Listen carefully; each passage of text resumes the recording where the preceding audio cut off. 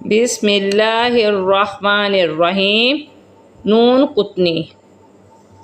نون قطنی کو پڑھنے کا طریقہ۔ قرآن پاک میں یہ چھوٹی سی نون لکھی ہوتی ہے، اسے نون قطنی کہا جاتا ہے۔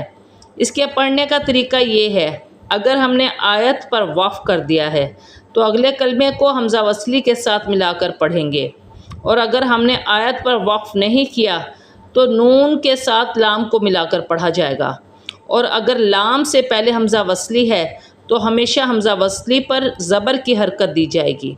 چلیں اب ہم اسے پڑھنے کا طریقہ دیکھتے ہیں۔ لام پیش لو، میم زبرما لوما، زا زبرزا لومازا، تا زیرتی لومازاتی، آگے وقف لومازا۔ وقف کی صورت میں تا ہا میں بدل جائے گی۔ حمزہ لام زبر ال، الف کو زبر کی حرکت